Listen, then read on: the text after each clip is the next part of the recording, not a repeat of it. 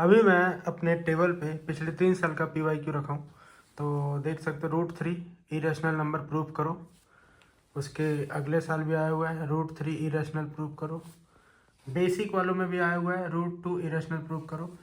ये 3 साल का पी वाई क्यू है, 24, 25 और 23 का। तो इसको भी हम लोग सिंप्लीफाई करेंगे, सॉल्व करेंगे कि कैसे प्रूव करें। तो तुम लोग देखिए कि √3 इरेशनल नंबर है, प्रूफ करने का कई बार आ चुका है। तो अभी हम लोग इसको प्रूफ करते हैं। इसके लिए कुछ पता होना चाहिए, जैसे रेशनल नंबर क्या है, को प्राइम नंबर क्या है, फैक्टर्स क्या होते हैं, फैक्टर के रूल कुछ। जैसे सबसे पहले समझते हैं कि रैशनल नंबर क्या है। तो रैशनल नंबर को हम लोग पी बाई क्यू के फॉर्म में लिख सकते हैं, पी बाई क्यू के फॉर्म में। अब पी बाई क्यू के फॉर्म में जैसे एग्जांपल के तौर पे ले लें तो 3/4 भी है और 6/8 भी है, लेकिन 6/8 में कॉमन फैक्टर है 2, दोनों 2 के टेबल में आता है, 6 भी और 8 भी। अगर इसको हम लोग 2 से कैंसल आउट करें तो हम लोग को मिलेगा 3/4, सेम यही नंबर मिल रहा है। इससे ये पता चलता है कि ए वाला नंबर क्या है, को प्राइम है। को प्राइम का मतलब होता है कि जिनमें कोई कॉमन फैक्टर ना हो, ठीक है। तो रैशनल नंबर, को प्राइम नंबर समझ में आ गया। आप समझते हैं फैक्टर के कुछ रूल्स। जैसे मान लो 16 एक स्क्वायर है, किसका स्क्वायर है, 4 का स्क्वायर है। तो 16 को लिख सकते हैं हम लोग 2 × 8, और 4 का स्क्वायर है इसीलिए 4 को भी हम लोग लिख सकते हैं 2 × 2। मतलब यहाँ पे जो ये 2 है वो दोनों को डिवाइड कर रहा है। 16 को डिवाइड 2 जब कर रहा है तो आंसर 8 आ रहा है। 2 को मतलब 4 को जब 2 डिवाइड कर रहा है तो आंसर 2 आ रहा है। मतलब इससे ये पता चलता है कि एक स्क्वायर, 4 का स्क्वायर है 16, उसका फैक्टर 2 है, तो 4 का भी फैक्टर 2 होगा। मतलब दोनों को डिवाइड करेगा। इसका मतलब ये समझ लो कि 2 16 को डिवाइड कर रहा है तो 2 4 को भी डिवाइड करेगा, ठीक है। अब हम लोग अपने मेन पॉइंट पे चलते। तो प्रूफ कैसे करने वाले हैं कि मैं सपोज करता हूँ, लेट मान लेते हैं कि √3 हमारा है is a rational number, rational number है √3 हम लोग मान लेते हैं। और रैशनल नंबर की प्रॉपर्टीज होती है कि वो को प्राइम के फॉर्म में लिखा जा सकता है, एकदम लोएस्ट फॉर्म में, कि दोनों में कोई कॉमन फैक्टर ना हो।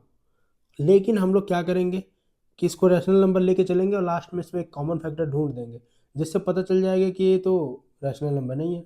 मतलब कॉन्ट्राडिक्ट कराएंगे कि पहले मान के चलेंगे, फिर उसकी प्रॉपर्टी ढूंढेंगे कि ये तो रैशनल नंबर की प्रॉपर्टी में फॉलो नहीं हो रहा है, मतलब ये नहीं है। बस यही करना है। तो इसके लिए हम लोग लेके चलते हैं। मान लिए कि √3 एक रैशनल नंबर है। तो रैशनल नंबर को अभी हम लोग, मैं बताया कि रैशनल नंबर को हम लोग कैसे लिख सकते हैं, पी बाई क्यू के फॉर्म में। तो पी बाई क्यू लिख देते हैं, सपोज मान लेते हैं कि पी बाई क्यू है। अब मैं इसको कुछ ट्रांसफर करूँगा, मतलब इधर उधर भेजूँगा।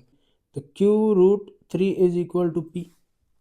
अब दोनों साइड स्क्वायर कर देते हैं, स्क्वायरिंग बोथ साइड, यहाँ लिख लेना स्क्वायरिंग बोथ साइड। तो यहाँ स्क्वायर करेंगे, यहाँ भी स्क्वायर करेंगे। तो ए स्क्वायर है वो क्यू का स्क्वायर भी होगा और √3 का स्क्वायर होगा। तो रूट और स्क्वायर आपस में कैंसिल आउट हो जाते हैं, तो हम लोग को सिर्फ 3 मिलेगा और इधर मिलेगा p²। अब देखो, अभी मैं बताया कि एक नंबर स्क्वायर है, वो हम लोग को कौन डिवाइड कर रहा है, 3 डिवाइड कर रहा है। तो यहाँ हम लोग लिख सकते हैं कि p² को डिवाइड कौन कर रहा है, 3। तो पहले लिख देते हैं 3 डिवाइड्स p²। इसका मतलब हुआ कि 3 डिवाइड्स p, 3p को भी डिवाइड करेगा और p² को करेगा, p² को करेगा तभी p को करेगा ठीक है। इसका मतलब हुआ कि हम लोग p की जगह 3 × समथिंग लिख सकते हैं। वो समथिंग मान लो c है, p = 3c। अब इसको हम लोग सब्स्टिट्यूट कर देंगे इस p की वैल्यू की जगह। तो हम लोग को मिलेगा, इधर तो सेम है, 3q² is equal to p की जगह रखेंगे 3c², ठीक है। अब 3 का स्क्वायर होता है 9, इसको थोड़ा ऊपर करते हैं। 3 का स्क्वायर होता है 9 और c², और इधर है सेम 3q²। अगर हम लोग दोनों साइड 3 से डिवाइड करें तो यहाँ हम लोग को 3 मिलेगा, क्योंकि 3 3 जा 9। तो q² is equal to 3c²। अब ऊपर में देखें हम लोग यहाँ पे कि 3 × समथिंग है, इसका मतलब p² को डिवाइड कर रहा है। यहाँ पे देखो 3 × समथिंग है, इसका मतलब q² को 3 डिवाइड करेगा।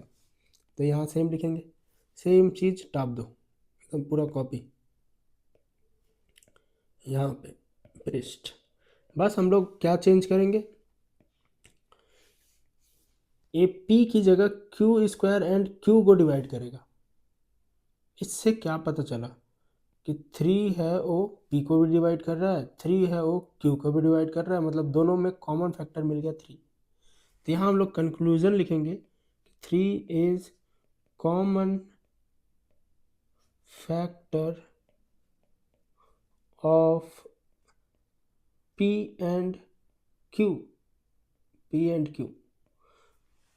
लेकिन हम लोग तो शुरू में लेके चले कि ये तो रैशनल नंबर है और रैशनल नंबर को को प्राइम फैक्टर में लिखा गया है, लेकिन एक को प्राइम फैक्टर तो निकला नहीं क्योंकि दोनों में कॉमन फैक्टर निकल गया 3।